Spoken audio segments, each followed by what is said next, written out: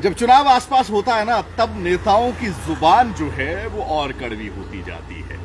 अमूमन आपने देखा होगा कि चुनाव के पास आने के बाद दोस्त भी सियासत में दुश्मन हो जाते हैं। जो एक दूसरे को गले मिलते हैं या आपस में चाय पीते नजर आते हैं, वही एक दूसरे पर निशाने साधते नजर आते हैं।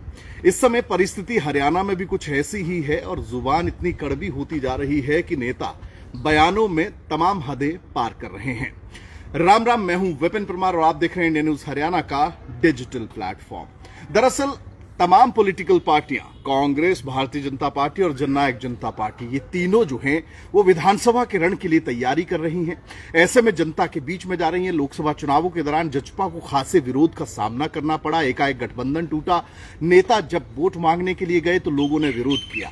अब जजपा जो है वो नए सिरे से शुरुआत कर रही है, क्योंकि जजपा, जननायक जनता पार्टी, जो कि 2019 में एक बड़ा दल बनकर सामने आई थी, सरकार गठबंधन के साथ बनाने को लेकर जो है वो 10 विधायकों का समर्थन जजपा से लिया गया था। लेकिन 2024 आते आते तक जजपा जो है वो अपने अस्तित्व की लड़ाई लड़ती नजर आ रही है।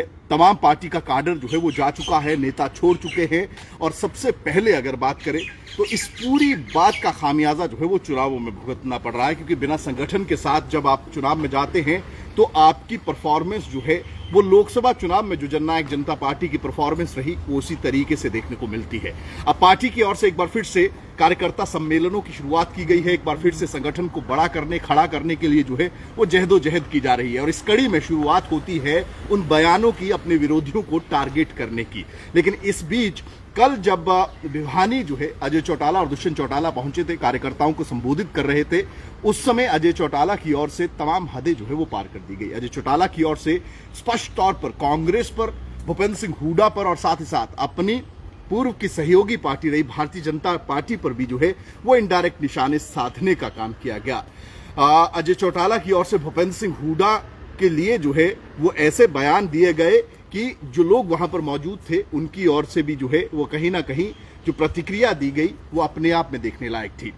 अजय चौटाला की ओर से अपने संबोधन में भूपेंद्र सिंह हुड्डा के लिए यह कहा गया कि भूपेंद्र सिंह हुड्डा कि कांग्रेस में कोई पैंट नहीं है, वो सोनिया गांधी के पीछे चलने वालों में से है। वेणुगोपाल की जूती वो उठाते हैं और राहुल गांधी की टेक केयर करते हैं। ऐसे में कहीं ना कहीं भूपेंद्र सिंह हुड्डा के खिलाफ इतना बड़ा बयान जो है वो अजय चौटाला की ओर से दिया गया। वहीं भारतीय जनता पार्टी को इनडायरेक्ट तौर पर निशाना साधते हुए अजय चौटाला की ओर से यह कहा गया कि हमारे विरोधी और हमारे सहयोगी जो कभी शेषनाग की तरह हमें डसते नजर आए तो कभी बिच्छू की तरह। ऐसे में अजय चौटाला जो है उनकी ओर से एक लाइन पकड़ ली गई है कि अपने विरोधियों को खुलकर जो है वो निशाने पर लेना है, ताकि लोगों के बीच में पार्टी का अस्तित्व, पार्टी की जो धरा है उसको एक बार फिर से जीवित किया जा सके। अब ऐसे में जननायक जनता पार्टी प्रदेश के अलग अलग इलाकों में कार्यकर्ता सम्मेलन कर रही है और मुख्य अटैक पर अगर बात करें तो दोनों पार्टियां यानी कि कांग्रेस और भारतीय जनता पार्टी को लेने का काम जो है वो किया जा रहा है। ऐसे में जननायक जनता पार्टी अस्तित्व की इस लड़ाई में किस तरह से विधानसभा के रण की तैयारी में उतरेगी ये तो आने वाला वक्त तय करेगा। लेकिन फिलहाल की अगर बात करें तो नेता जो है वो खुले मंचों पर एक दूसरे की खिलाफत करते, एक दूसरे के खिलाफ बयान देते जो है वो नजर आ रहे हैं।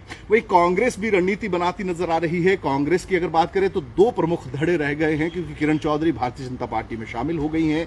ऐसे में कुमारी शैलजा की ओर से फैसला यह किया गया है कि वो प्रदेश नापेंगी, यानी कि प्रदेश में जो है वो यात्रा करेंगी, प्रदेश में जाके अलग अलग कार्यक्रम करेंगी। ऐसे में जो पॉलिटिकल पंडित हैं, जो पॉलिटिकल एनालिसिस करते हैं, उनका यह कहना है कि कहीं ना कहीं एक बार फिर से शक्ति प्रदर्शन जो है वो कुमारी शैलजा की ओर से किया जाएगा। यानी कि सिरसा की भारी जीत के बाद जो है कुमारी शैलजा अपने आप को एक बार फिर से जनता के बीच में लेकर जा रही हैं और लगातार जो बात भावी मुख्यमंत्रियों को लेकर की जाती है उसमें कुमारी शैलजा जो है वो एक शक्ति प्रदर्शन के माध्यम से है पार्टी का आला कमान के सामने एक उदाहरण, एक मैसेज जो है वो देना चाहती हैं। वहीं भूपेंद्र सिंह हुड्डा भी लगातार जो है वो पार्टी के सम्मेलन कर रहे हैं, कार्यकर्ताओं की बैठकें कर रहे हैं और लगातार 70 पार का नारा जो है वो उनकी ओर से दिया जा रहा है। ऐसे में भूपेंद्र सिंह हुड्डा कभी भी व्यक्तिगत जो है वो प्रहार जो है वो नेताओं पर नहीं करते हैं, लेकिन उनके खिलाफ लोग जो है, नेता जो है वो लगातार प्रहार जो है वो करते नजर आ रहे हैं।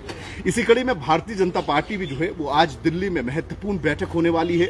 मुख्यमंत्री नायब सैनी जो है वो जेपी नड्डा से पहले मुलाकात करेंगे और उसके बाद पार्टी का जो नया संगठनात्मक बदलाव हुए हैं, यानी कि सतीश पूनिया जो कि प्रभारी बनाए गए हैं, उनके साथ सह प्रभारी सुरेंद्र नागर और इसी के साथ साथ अगर बात करें विप्लव देव कुमार और पार्टी के सीनियर लीडरशिप चाहे वो केंद्रीय मंत्री मनोहर लाल हो, वो तमाम बैठेंगे और पार्टी के लिए विधानसभा रण के लिए जो है वो खाका तैयार किया जाएगा, एक रोड मैप तैयार करने का काम जो है वो किया जाएगा।